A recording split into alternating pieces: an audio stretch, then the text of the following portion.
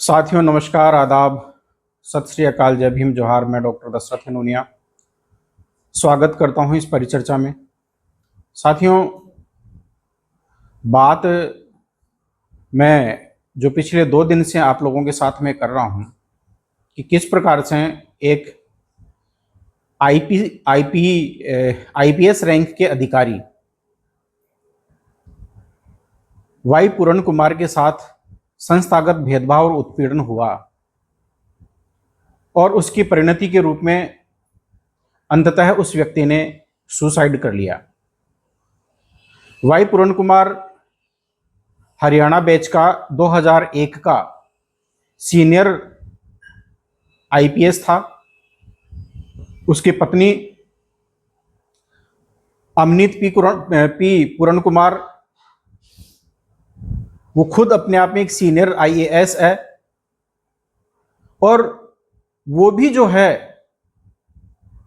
न्याय नहीं दिला पा रही है। हालांकि हरियाणा के मुख्यमंत्री बार बार ये बात कह रहे हैं कि किसी भी अपराधी को बख्शा नहीं जाएगा, चाहे वो कितने ही ऊंचे पद के ऊपर क्यों ना हो। तो फिर क्यों एफआईआर जो है वो गोलमोल तरीके से जो है वो लिखी गई है? अब तक क्यों जो है एफआईआर में जो डीजीपी शत्रुजीत कपूर का जो है नाम अब तक क्यों नहीं शामिल हुआ? रोहतक एसपी जो बिजारनिया है उसका नाम अब तक क्यों शामिल नहीं हुआ? क्यों अब तक उनको गिरफ्तार नहीं किया गया? क्यों उनको उनके पद से नहीं हटाया गया? केवल रोहतक एसपी बिजारनिया का जो है वो अन्यत्र जो है ट्रांसफर किया गया है, उनको उनके पद से नहीं हटाया गया है। और जो जांच कमेटी बनाई गई है उसमें एसएचओ रैंक का जो अधिकारी है वो डीजीपी और इनकी जांच करेगा।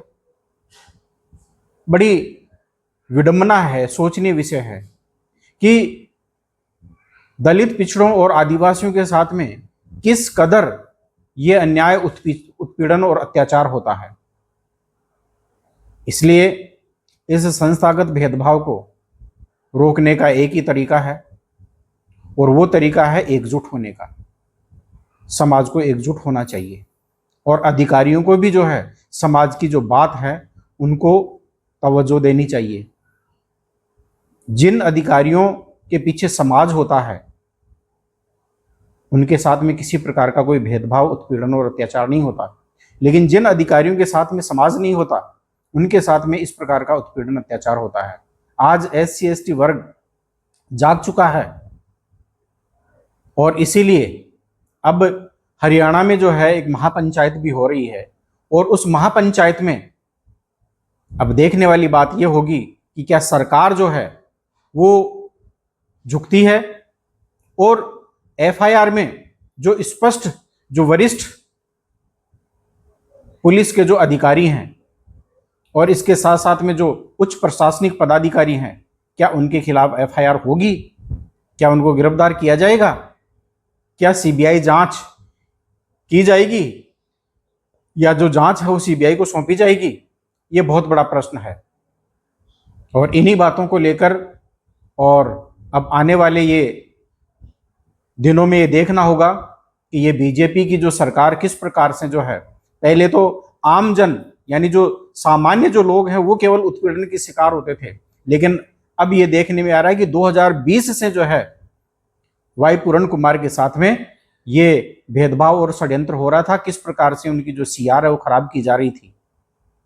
ये सारी जो बातें हैं ये इस ओर इशारा करती है कि बीजेपी और आरएसएस के द्वारा किस कदर इस देश में जहर घोला गया है और उस जहर का जो परिणाम है वो अब क्या, यानी कि एक तरह से जो है वो प्रशासन के उच्च जो पदाधिकारी हैं उनके बीच में भी जो है वो एक जहर जो है वो बन चुका है और समाज को ये तोड़ने का जो काम है वो अब हो रहा है। साथियों, मैं एक बार पुनः फिर से कहना चाहता हूं कि बाबा साहब डॉक्टर अंबेडकर ने कहा था कि 100 दिन बकरियों का जीने से अच्छा है एक दिन शेर का जिया जाए।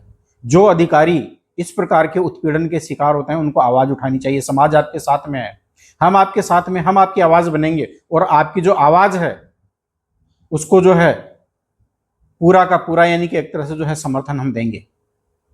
लेकिन आपको आत्महत्या नहीं करनी चाहिए। आत्महत्या करने के बजाय संघर्ष का रास्ता अपनाना चाहिए था।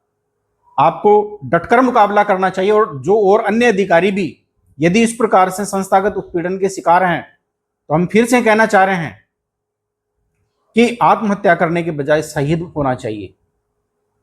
शहीदों को याद किया जाता है, और जिस समाज और जाति के जो लोग हैं जब शहीद होते हैं, तो उनकी आने वाली जो कौम है वो फिर निडर पैदा होती है और संघर्षशील पैदा होती है। इसलिए आप लोगों को संघर्ष का रास्ता अपनाना चाहिए, न कि इस प्रकार के यानी कि एक तरह से रास्ता अपनाना चाहिए। इस वीडियो में इतना ही, लेकिन फिर से मैं अपील करना चाहता हूं कि यदि आप संविधान, सत्य, विज्ञान, मानवता, मानव अधिकार और अंतर्राष्ट्रीय कानूनों में विश्वास करते हैं, आप विश्वास करते हैं इक्वलिटी, लिबर्टी, फ्रेटर्निटी और जस्टिस, ज्ञान, विज्ञान और मानवता में, तो आप हमसे जुड़ें। हमारी पार्टी को जिस रूप में भी तन मन धन से मदद देना चाहते हैं दें, और इस वीडियो को लाइक और शेयर करें और चैनल को सब्सक्राइब करें। बहुत बहुत धन्यवाद।